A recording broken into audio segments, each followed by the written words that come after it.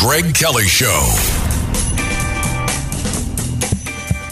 Check. It's getting real. It's getting real. All right. So up until now, it's been media people freaking out about Joe Biden, even liberal, especially liberal media people freaking out about Joe Biden. Oh, my God, he can't go on. Blah, blah, blah, blah. But the Biden people have been like, yes, no lawmaker has come out against him formally. Right. They may be muttering things behind the scenes, off the record.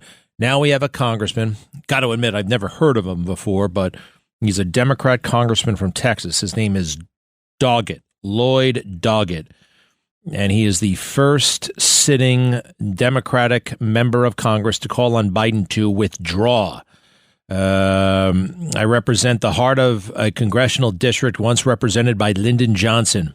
Under very different circumstances, he made the painful decision to withdraw, Doggett said. President Biden should do the same.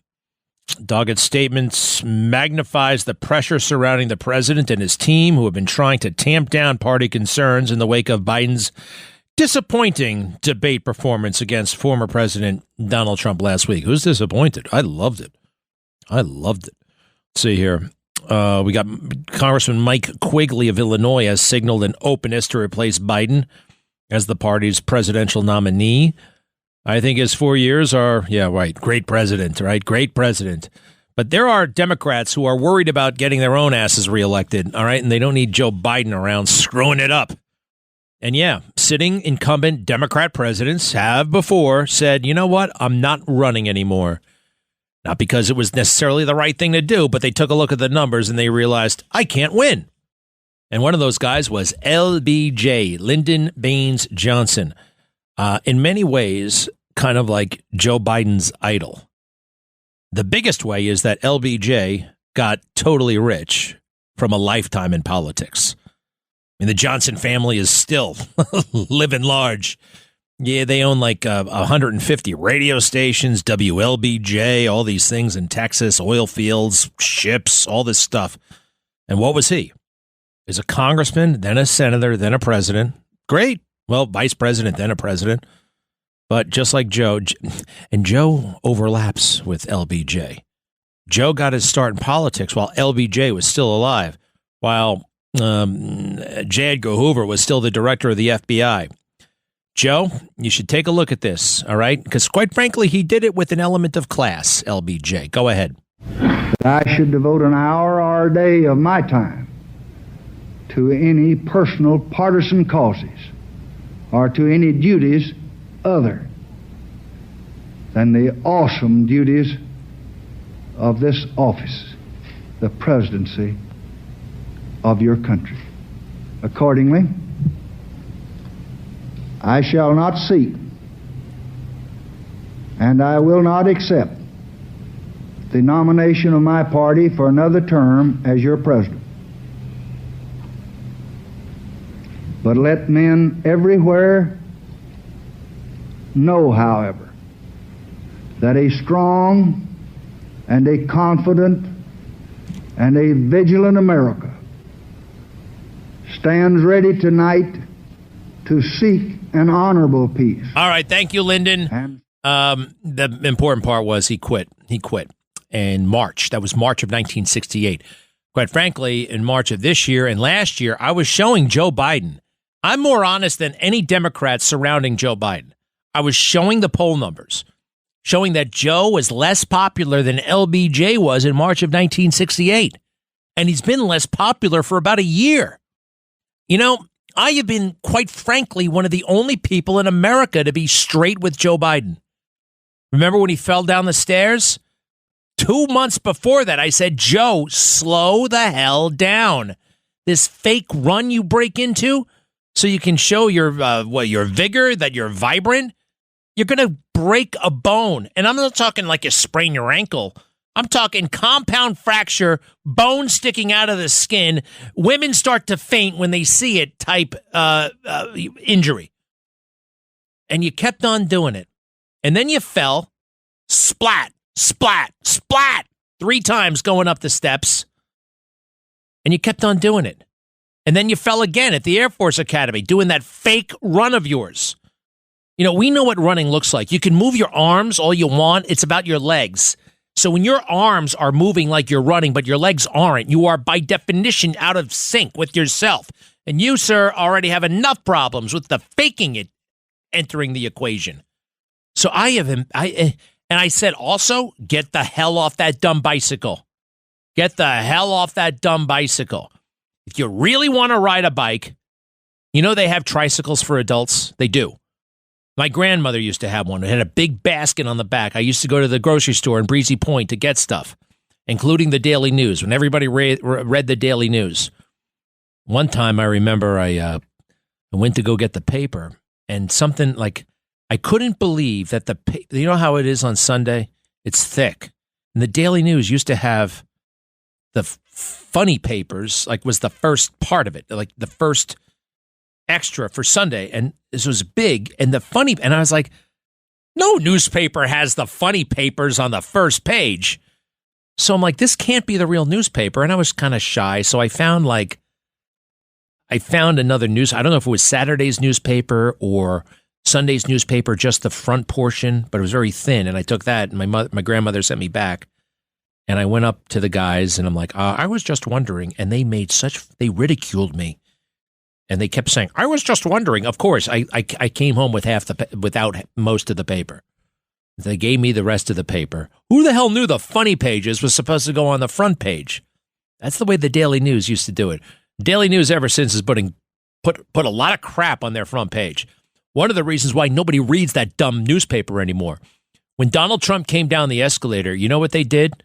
Send in the clowns, and they put Donald Trump on the cover with a great big red nose, and they put makeup on. So disgraceful and so wrong. I think at the present moment, there are 5 people working at the entire newspaper, Daily News. Talk about irrelevant. And the New York Post is a lot better, but it really ain't so great. These guys pretended that Eric Adams, Eric, yo, I'm having such a good time. I'm the mayor, yo. We're going to kick them crackers' ass, man. Show me the money. They pretended that guy was competent. They pretended that guy was ethical. I am sick of the pretending. Everybody's doing it. They pretend that Biden has got his act together. Adams has got his act together. It's all corrupt. It's all wrong and backwards. Everything. And the only thing that's going to save us, I believe, is God. And who has a much better relationship with God than Joe Biden, Donald Trump? Sorry, I know that sounds a little on the nose. Barbara, hello. We missed you yesterday. What's going on? Hi, Greg. Well, a lot is going on, and all good family stuff is going on for me. But as I'm hearing all of the developing layers of evil coming out and being revealed, and thank God for the Supreme Court for doing what they've done. But the layers of evil remind me of the Greek mythology about Hydra, Hydra. Hydra. It was a swamp animal. It was a violent and poisonous animal. It had 9 heads, and if you cut off one head, 2 would grow back in its place. And that's what we're seeing now. As we peel away one evil act, one dishonest, one unconstitutional act, we unveil 2 or 3 or 4 more. And that's what it's going to be.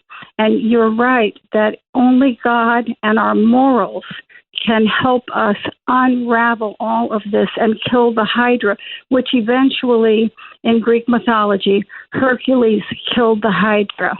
But it wasn't easy.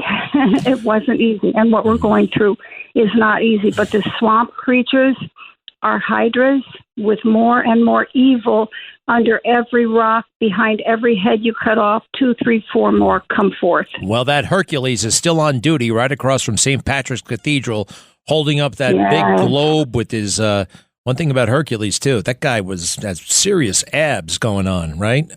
Hey, is John Adams, thinking really quickly about Rudy Giuliani getting disbarred, John Adams, Washat, the second president of the United States, he's the guy who told me actually represented British redcoats at one point. He gave them legal representation. He did things that were unpopular, and that helped make him a great man.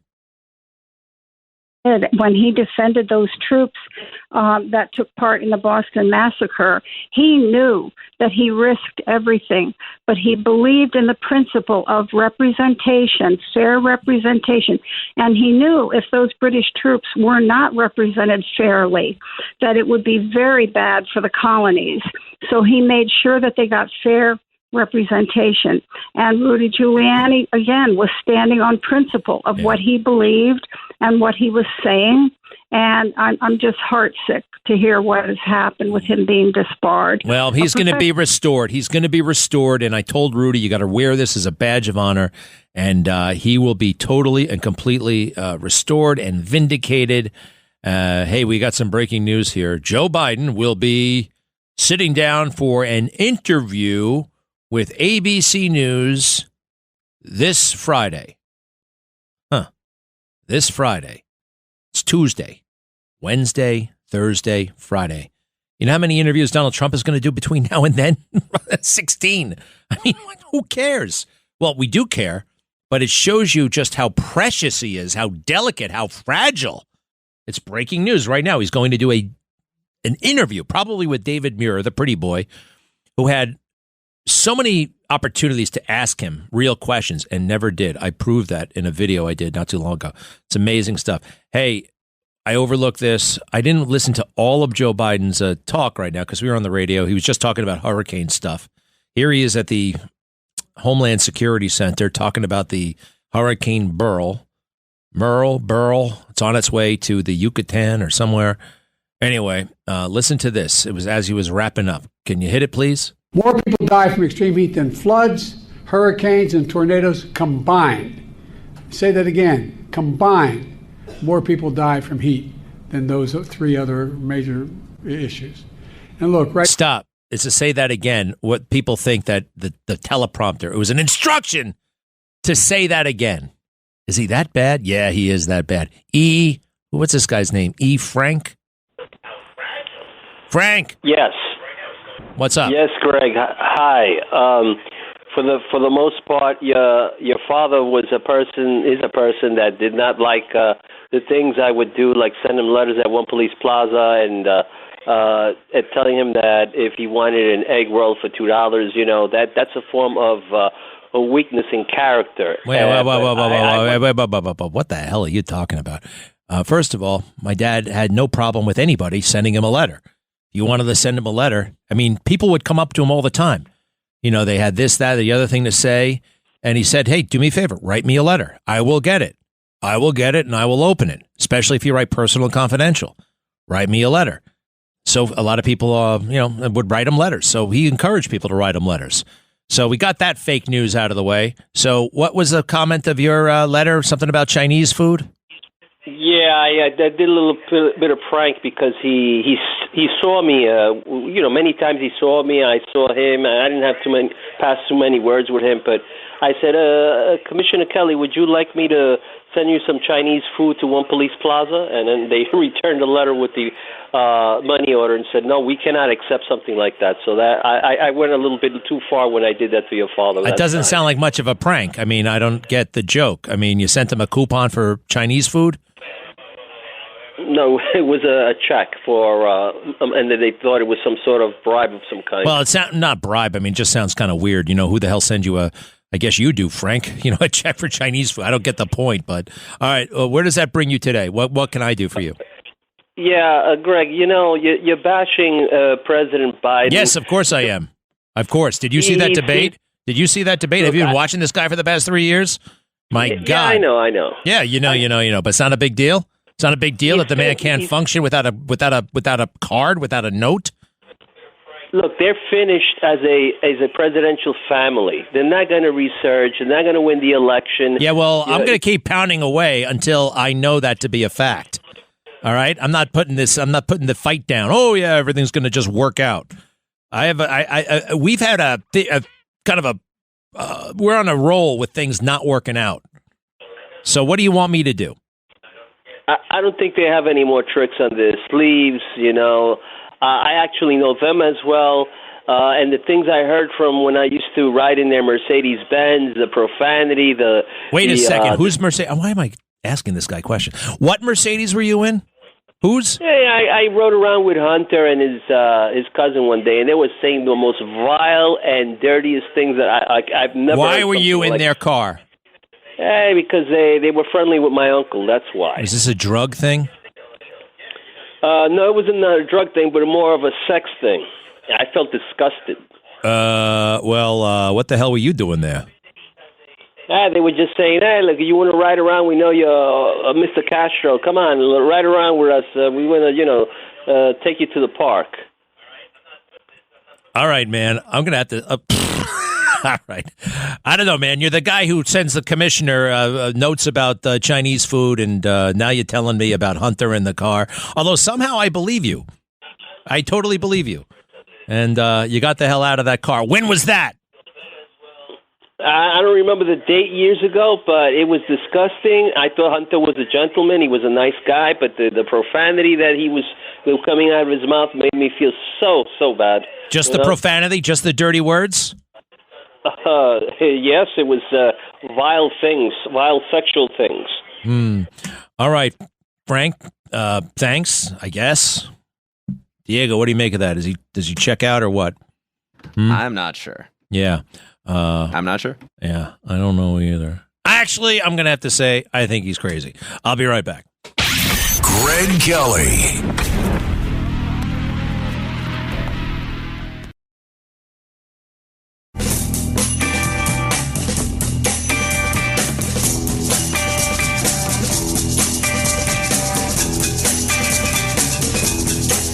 This is the Greg Kelly Show. Oh, it's not the pretty boy who's going to be doing the interview with Joe Biden on Friday. It's George Stephanopoulos, the Democrat operative, friend of Jeffrey Epstein.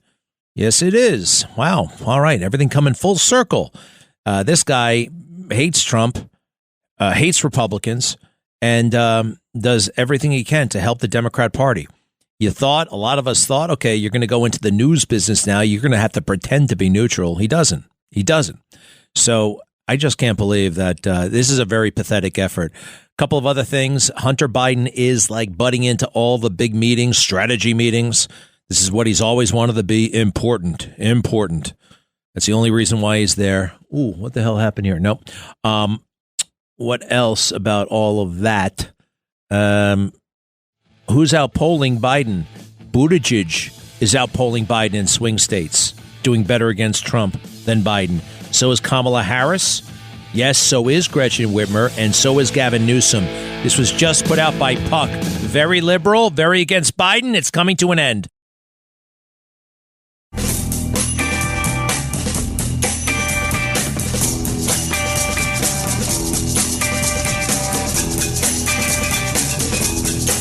You're listening to the Greg Kelly Show. This nation was founded on the principle that there are no kings in America. Each of us is equal before the law. No one is above the law, not even the President of the United States. With today's Supreme Court decision on presidential immunity, that fundamentally changed.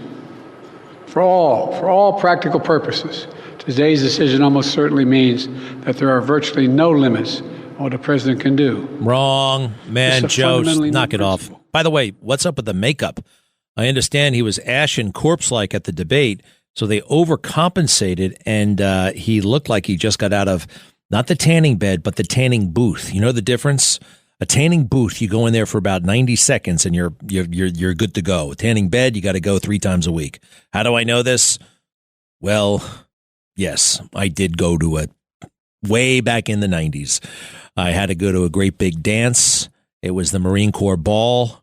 I had a little bit of acne, and one thing I knew from my high school days, if you have acne, one way to conceal it is to lie in the backyard in the sun for a little while, and somehow, I don't know what happens, but your skin just kind of goes away somehow, or at least with me, or it was obscured by the tan. So he had this, and also he's totally wrong on the Constitution. This is typical fear mongering. You know, there are official acts official acts of the presidency. The remedy, if the president is engaged in wrongdoing, is impeachment.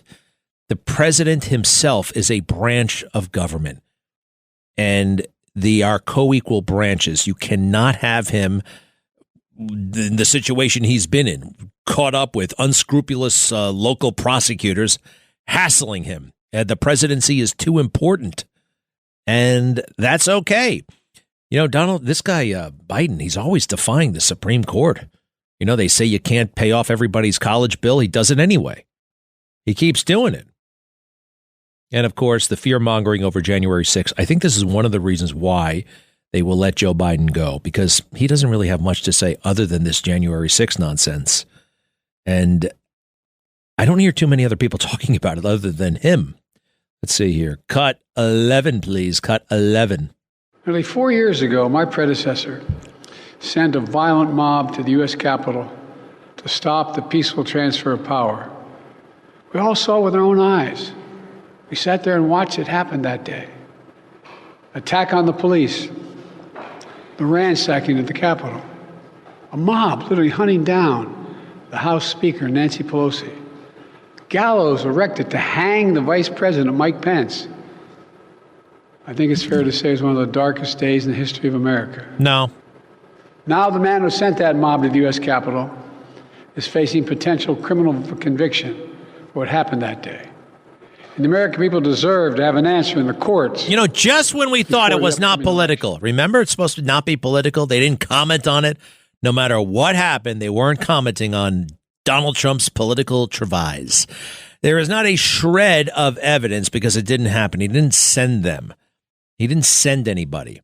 But there's mountains of evidence that those who could have prevented the attack, who remain in power, knew about it ahead of time, encouraged it, facilitated it as an effort to undermine Trump and to actually cancel him politically. Didn't work. Did not work. This was a great ruling.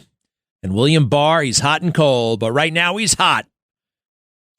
The dim-witted Sotomayor, native of the Bronx. That's the only thing she's got going for her. Ever since she left the Bronx, I think she left her brain in the Bronx. Cut 13, please.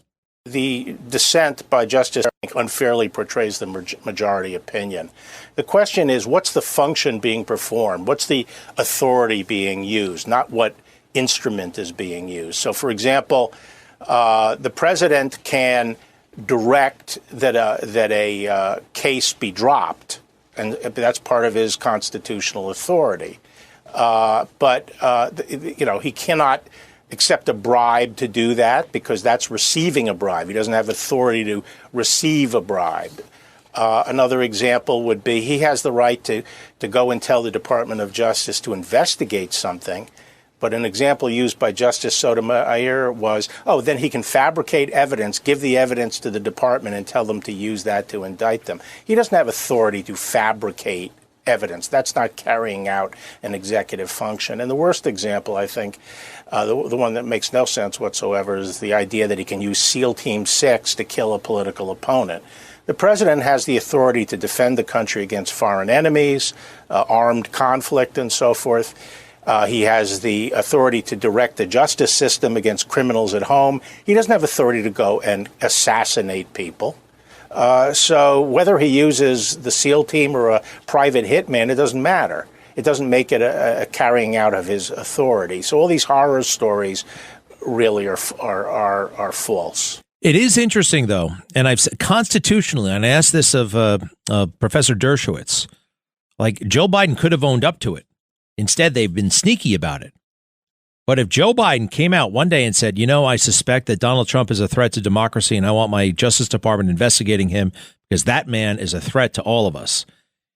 Believe it or not, he was probably on constitutional solid ground to do that. Now, that doesn't mean the case wouldn't have fallen apart. There is no case. But I believe on the merits, he's the president of the United States, executive. He executes the laws. And this whole thing about how the men and women of the Justice Department, there can be no political whatsoever, then what is there? I mean, political of or relating to elections, of or relating to democracy, of or relating to us, the people. I am so sick of these career civil servants, and I am really sick of political figures hiding behind them.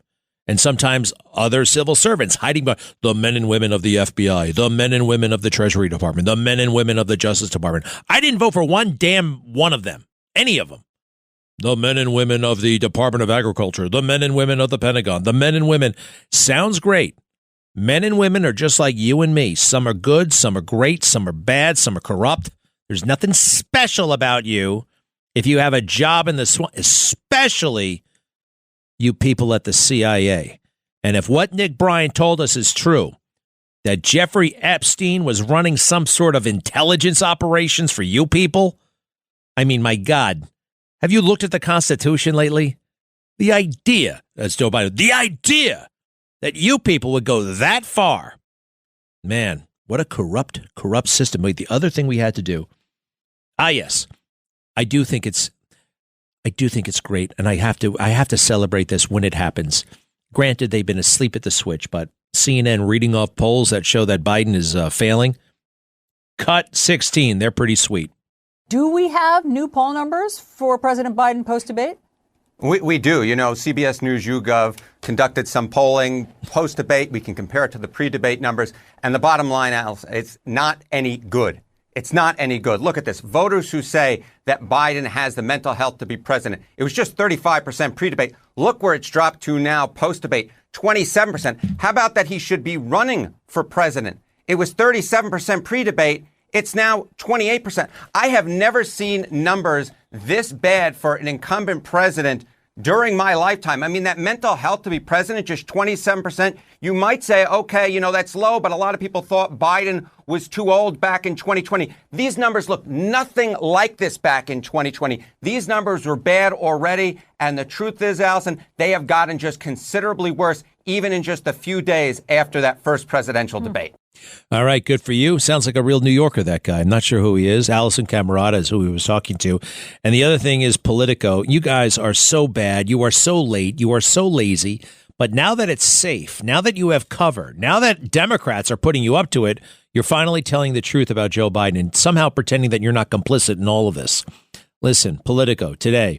Over the course of his presidency, Joe Biden's small clutch of advisors have built an increasingly protective circle around him, limiting his exposure to the media and outside advice in effort to manage public perceptions of the oldest person ever to hold the office and tightly control his political operation. But inside the White House, Biden's growing limitations were becoming apparent long before his meltdown in last week's debate, with the senior team's management of the president growing more strictly controlled as his term has gone on. During meetings with aides who are putting together formal briefings they'll deliver to Biden, some senior officials have at times gone to great lengths to curate information being presented in an effort to avoid provoking a negative reaction.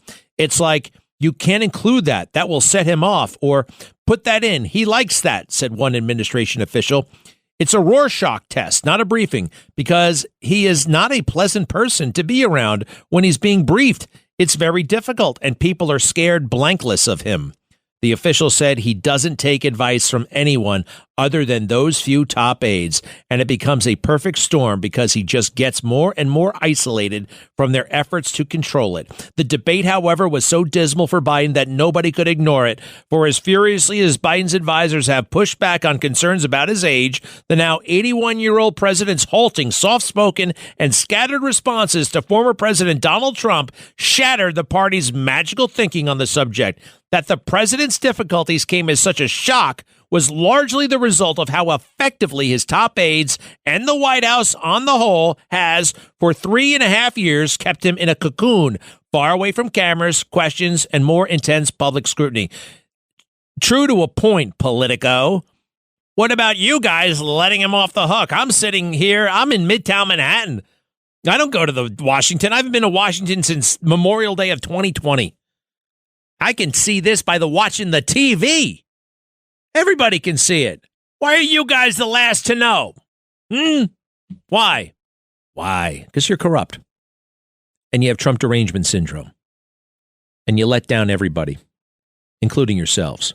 Rich, hello. Yeah, hello. Yeah, Greg, I have to laugh listening to this so-called debate analysis by the MSNBC and CNN types. They nibble about the edges about what's going on. They say he's slow, he's got a cold, he was unprepared. That's not the problem. The man is cognitively deprived, and this mistake of omission does nothing to serve the general public.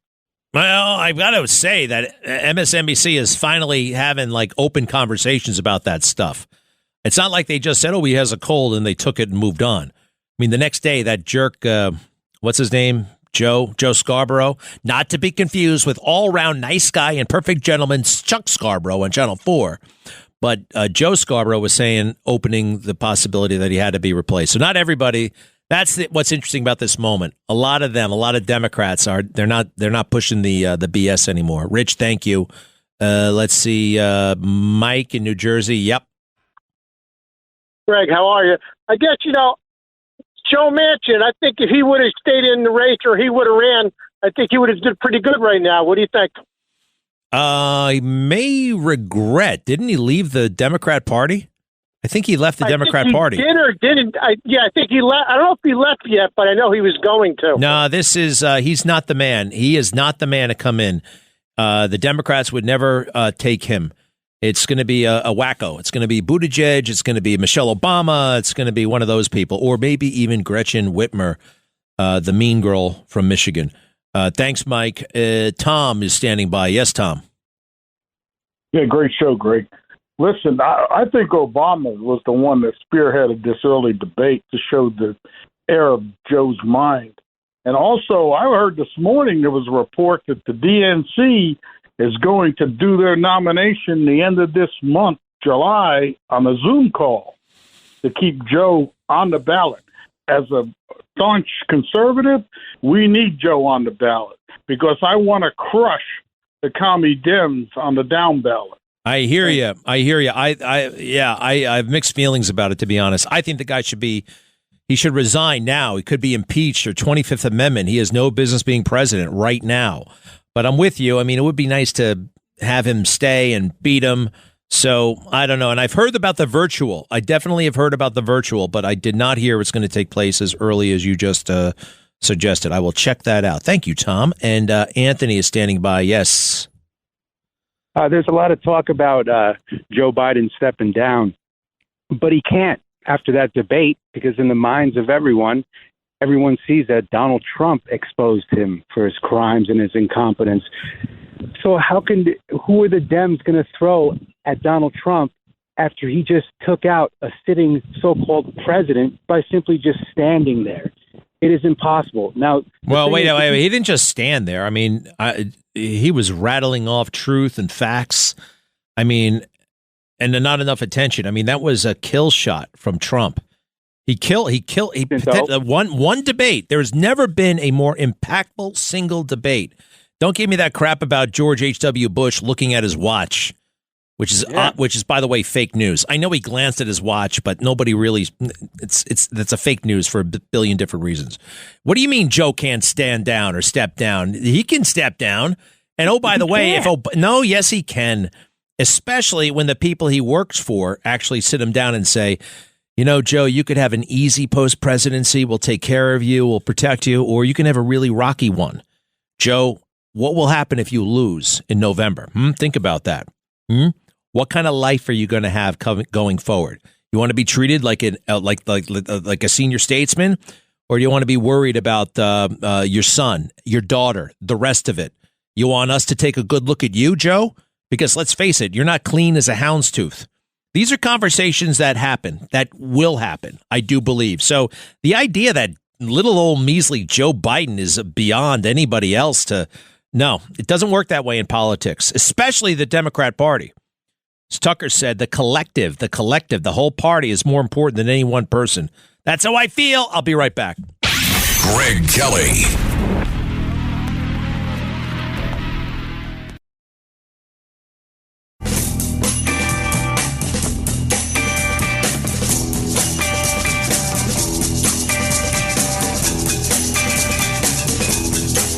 This is the Greg Kelly Show. Uh-oh, this is good. Karine Jean-Pierre is going to try to talk her way out of this.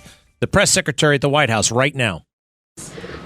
In a sort of fulsome way. And speaking of Nancy Pelosi, one of the things that she recently said was that it was a legitimate question whether his performance was an episode or a condition. So I guess I wondered if there's been any consideration given to releasing a more robust set of medical records or something to show his mental acuity. So I will say this, look, and again, I get the question. It is a fair question to ask. We are not taking that away, and that's why the president certainly has spoken to this.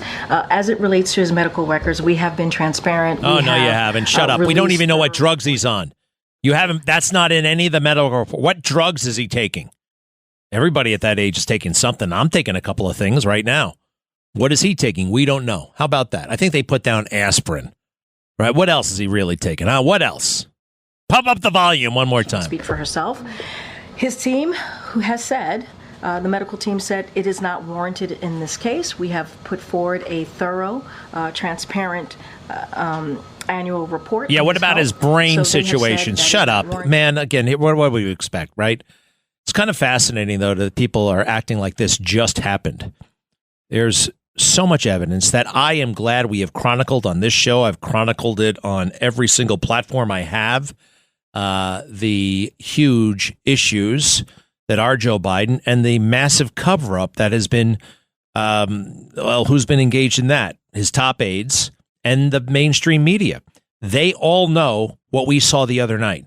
They all know about it. But they didn't report it. Why not? What's up with Peter Alexander? You just want to stand on that stupid lawn with your tie? And the rest of you, Weijie Chang, whatever her name is, turn up the volume again.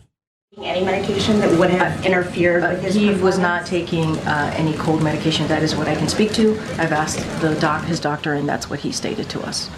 After the debate, did the president get examined by a doctor, or did he get a neurological scan? A neurological scan?